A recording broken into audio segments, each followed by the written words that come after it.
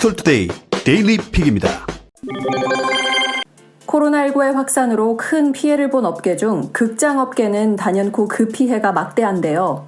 이에 대한 대책은 갈피를 못 잡고 있는 것 같습니다.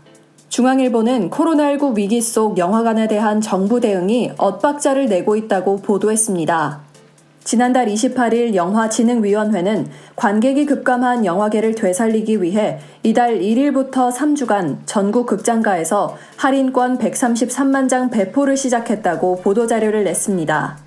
할인권 적용 시기는 코로나19 이후 처음 개봉하는 한국 상업영화 침입자 개봉일인 4일부터로 맞춰졌습니다. 이에 투입되는 예산 약 90억은 지금껏 영화계가 영화관 티켓값 수익의 3%를 걷어 조성한 영화발전기금에서 마련했다고 하네요. 그런데 같은 문화체육관광부 산하 기관인 한국영상자료원은 불과 한나절도 지나지 않은 이날 오후 임시 휴업을 긴급 공지했다고 하네요. 이태원 클럽에 더해 부천 쿠팡발 코로나19 확진자가 급증함에 따라 이날 오후 방역당국이 수도권에 한해 강화된 생활 속 거리두기를 시행한다고 발표하면서입니다. 이로 인해 오는 14일까지 2주간 수도권 지역 연수원, 미술관, 박물관, 공원, 국공립극장 등 모든 공공다중이용시설의 운영이 중단됐습니다. 공공시설이 아닌 일부 영화관은 운영 중단 대상이 아닌데요. 철저한 방역을 전제로 합니다.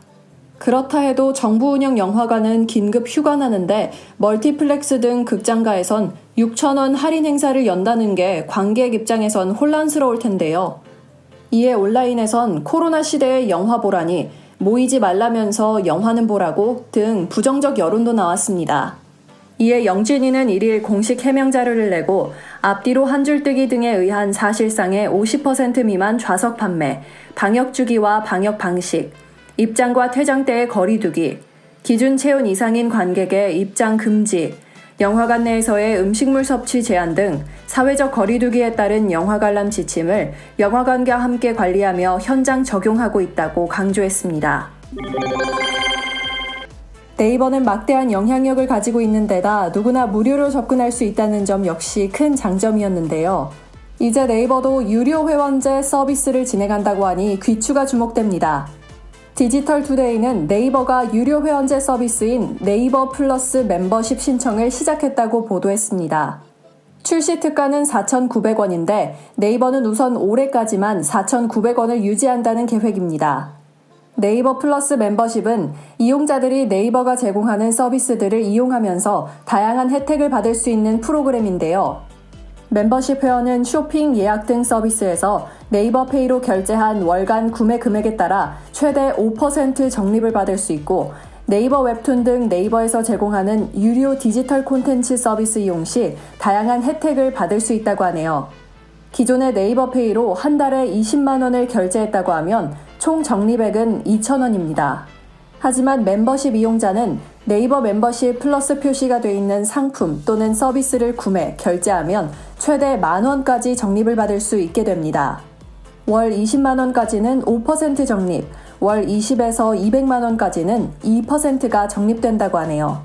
디지털 콘텐츠 쪽 혜택으로는 네이버 웹툰 시리즈 쿠키 20개, 바이브 음원 300회 듣기, 시리즈 온 영화 방송 감상용 캐시 3,300원, 네이버 클라우드 100GB 추가 이용권, 오디오북 대여 할인 쿠폰 등이 있습니다.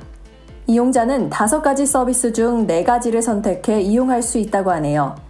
이들 서비스를 각각 신청했을 경우 모두 합쳐 10,000원 안팎입니다. 이런 가운데 네이버는 초반 분위기를 띄우기 위해 4,900원을 멤버십 가격으로 책정했습니다. 여기에다 처음 한 달은 무료로 제공한다고 하네요. 2004년 아마존이 내놓은 멤버십 서비스인 아마존 프라임의 경우 현재 월 13달러, 약 16,000원, 연 119달러, 약 14만 5,800원을 내면 음악, 전자책 등 서비스를 무제한으로 이용할 수 있습니다. 미국 현지에선 무료 당일 배송, 특정 지역에 한해 2시간 내 식료품을 배송해주는 혜택 등도 제공하고 있습니다. 방탄소년단 즉 BTS의 세계적인 영향력은 이미 공공연하지만 최근 미국 시위대들 사이에서 이들의 음악이 등장했다는 보도가 있어 관심을 끌고 있습니다. 중앙일보는 미국 백인 경찰의 과잉 진압으로 숨진 조지 플로이드 사망 관련 시위에서 K-팝이 저항의 도구로 떠올랐다고 보도했습니다. K-팝 동영상이 미국 내 인종차별에 대한 저항의 밈이 된 것인데요. 미국 텍사스주 댈러스 경찰이 지난 31일 트위터를 통해 아이워치 댈러스 앱을 통해 불법 시위 영상을 제보해달라고 요청했습니다. 해당 요청을 본 트위터 사용자들은 경찰의 의도와 정반대로 반응했는데요. 이 앱에 K-팝 팬캠을 대량으로 올려 해당 앱을 하루 만에 다운시킨 겁니다.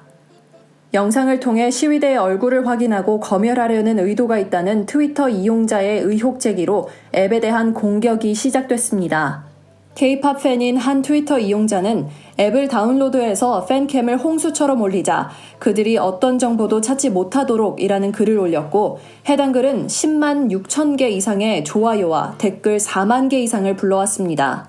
미국 IT 매체 매셔블은 경찰이 시위대를 식별할 수 있는 모든 정보를 덮어버리려는 목적이라고 분석했습니다. 지역 언론 댈러스 모닝뉴스에 따르면 BTS와 샤이니 태민 등의 영상이 대규모로 앱에 업로드됐고 댈러스 경찰의 트위터에도 K-팝 팬캠이 수백 개는 올라왔다고 하네요. 전 세계 월 이용자가 3억 3천만 명에 달하는 트위터에는 K-팝을 좋아하고 사회 문제에 관심이 많은 사용자가 많습니다. 트위터는 SNS 중에서도 해시태그를 활용한 캠페인이 가장 활발한데요. 성폭력 피해 경험을 폭로한 해시태그 미투, 프랑스 표현의 자유운동 해시태그 나는 샤를리다, 인종차별에 반대하는 해시태그 흑인의 생명은 중요하다가 대표적이죠.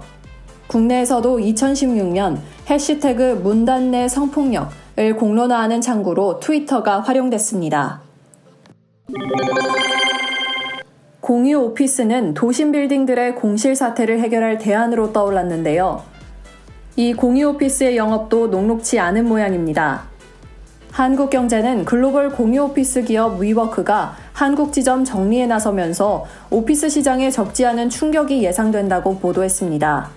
공격적인 사업 확장에 나섰던 위워크는 코로나19 사태로 공실률이 높아진 서울 강북 지점을 다른 공유 오피스 업체에 넘기거나 아예 문을 닫는 것을 검토하고 있습니다.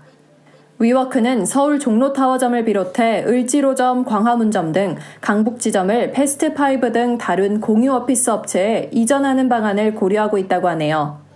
위워크는 지난달 중순 임대차 계약 파기를 종로타워 소유주인 KB자산운용에 요청했습니다. KB자산운용은 공실 부담 때문에 계약을 일단 유지하기로 하고 패스트5 등 다른 공유 오피스 업체들과 임대차 계약 승계 등을 논의하고 있다고 하네요. 위워크의 계약 대행을 맡은 글로벌 부동산 서비스 회사 존스 랑라살스는 폐점과 임대차 계약 승계 등을 공식적으로 논의한 바는 없다는 입장입니다. 하지만 업계에서는 상당한 물밑 접촉이 진행되고 있는 것으로 파악하고 있습니다. 위워크가 정리에 나선 곳은 강남보다 공실률이 더 높은 강북 지점들인데요. 2010년 미국 뉴욕에서 설립된 위워크는 2016년 8월 한국에 진출해 서울에 18개, 부산에 2개 지점을 두고 있습니다. 미국 본사도 지난해 기업 공개에 실패해 정리해고, 지점 축소 등 구조조정을 하고 있습니다. 2016년 한국에 진출한 위워크는 건물주들에게 큰 환영을 받았죠. 위워크가 들어오면 오피스 빌딩의 가치가 한 단계 더 높아진다는 게 정설이었습니다. 하지만 부동산 업계에 따르면 작년 말부터 위워크 본사 차원에서 한국 지점 축소에 대한 검토가 시작된 것으로 알려졌습니다. 위워크의 구조조정은 국내 사업을 공격적으로 시작할 때부터 예견됐다는 지적이 나옵니다. 2016년 8월 한국에 들어온 위워크는 빠르게 지점을 늘려왔는데요. 서울 강남에서만 선릉, 역삼, 강남역, 삼성역 등의 12개 지점, 강북에선 여의도, 서울스퀘어, 종로타워, 홍대, 광화문, 을지로 등 6개 지점을 냈습니다. 부산에도 서면과 문현동에 2개 점을 만들었습니다. 하지만 국내 공유 오피스 시장의 경쟁이 치열해지면서 지난해부터 위워크의 공실률이 높아지기 시작했는데요. 오피스 업계에 따르면 위워크의 평균 공실률은 30% 정도입니다. 삼성전자와 방탄소년단의 협업 소식이 알려진 이후 BTS 폰에 대한 관심도 커지고 있는데요. 서울경제는 삼성전자가 BTS와 협업한 BTS 스페셜 에디션을 내놓는다고 보도했습니다. 올해 초 명품 브랜드 톰 브라운과 손잡고 내놓은 갤럭시 Z 플립 톰 브라운 에디션처럼 매진 행렬이 이어질 것으로 보입니다. 삼성전자는 오는 7월 9일 갤럭시 BTS 스페셜 에디션을 출시하는데요. 사전 예약은 오는 19일부터 다음 달 5일까지 진행됩니다. 삼성전자는 이미 지난달 말 공식 모바일 트위터 계정에서 한정판 BTS 폰 출시를 예고하는 영상을 올렸는데요. BTS 멤버 한 명 한 명이 손가락으로 하트 모양을 취하고 있는 영상에 이어 BTS 7명을 상징하는 7개 보라색 하트가 각인된 스마트폰 박스 영상까지 게시했습니다.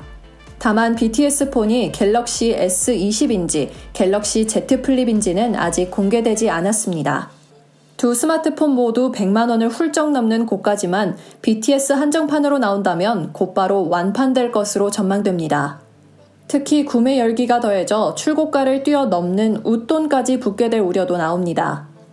이미 지난 2월 갤럭시 Z 플립 톰 브라운 에디션의 경우 온라인 판매가 시작되자마자 순식간에 매진된 후 수백만 원의 웃돈이 붙어 거래되기 시작했습니다.